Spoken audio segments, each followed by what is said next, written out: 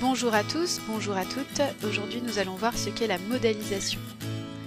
Comme d'habitude, tout au long de cette capsule vidéo, je vous inviterai à bien prendre des notes. Qu'est-ce que la modalisation? Alors, on appelle modalisation l'ensemble des procédés qui, dans un discours, vont permettre de traduire le point de vue du locuteur, donc celui qui parle, à travers donc sa subjectivité, ses préférences, ses sensations, ses sentiments. Donc un énonciateur modalise quand il va exprimer ce qu'il pense. Donc il va donner par exemple des termes du beau ou du laid. Ce sera la modalisation du jugement esthétique. Il peut donner les termes du vrai ou du faux. Donc là on parle de modalisation du doute et de la vérité. Et enfin donc exprimer des termes du bien ou du mal. Et donc on évoque la modalisation du jugement moral.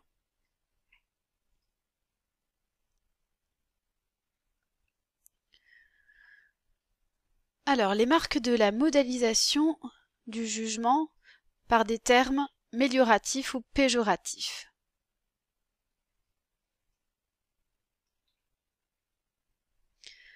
Alors, ce sont des mots de classe grammaticale différentes qui ont un sens donc mélioratif ou péjoratif. Exemple, à travers l'utilisation de verbes tels que aimer, détester, apprécier, plaire, déplaire, réussir. Donc, ce sont également l'utilisation des adjectifs qualificatifs, beau, laid, agréable, désagréable. Et ce sont aussi des noms. Appréciation, déception, intérêt, passion, goût. Certains adverbes également permettent à l'énonciateur d'appuyer son appréciation et d'en accentuer donc le sens péjoratif ou mélioratif. On peut donner un exemple, j'ai particulièrement très peu apprécié cette situation, ou c'est l'un des plus beaux tableaux que je n'ai jamais vu, en exemple. On peut enfin utiliser les phrases exclamatives pour souligner le jugement de l'énonciateur à propos de ce qu'il dit. Donc exemple, la rencontre avec cet auteur m'a passionné. Point d'exclamation.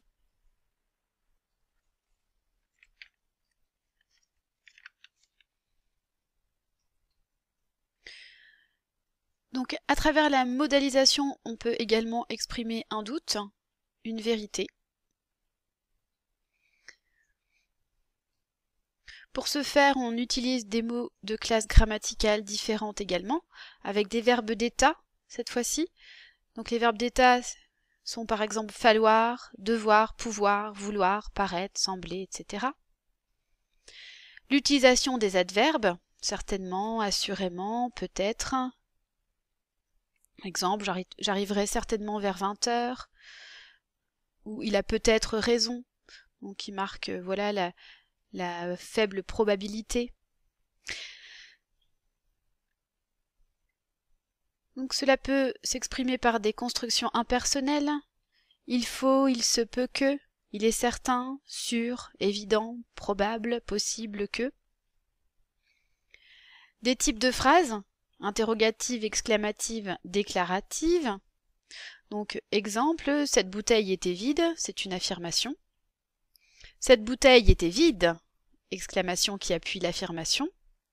Cette bouteille était vide, interrogation qui a introduit le doute sur l'affirmation. Et enfin, donc, on peut exprimer cette modalisation par le biais donc des temps verbaux ou des modes, tels que le conditionnel ou le futur de l'indicatif. Exemple de conditionnel qui va marquer la possibilité. Je ne serai, en somme, que quelqu'un d'incompris. Ou donc le futur qui va marquer la probabilité. Il nous faudra donc partir demain.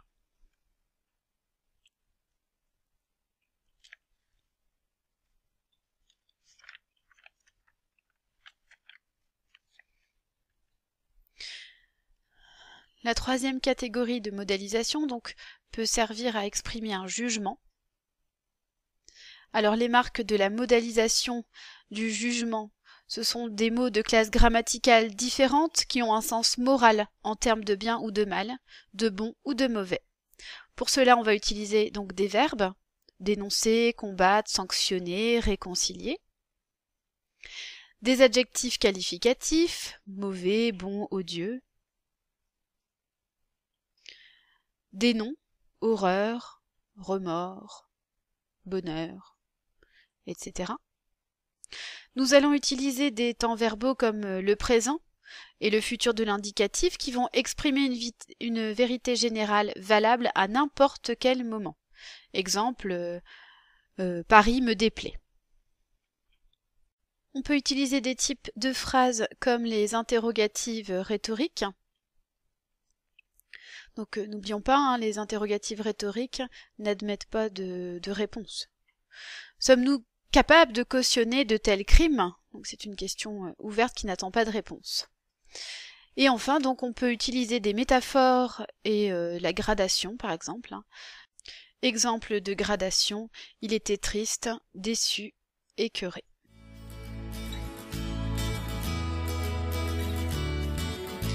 Eh bien, c'est tout pour aujourd'hui. J'espère que vous avez bien pris des notes et je vous dis à très bientôt.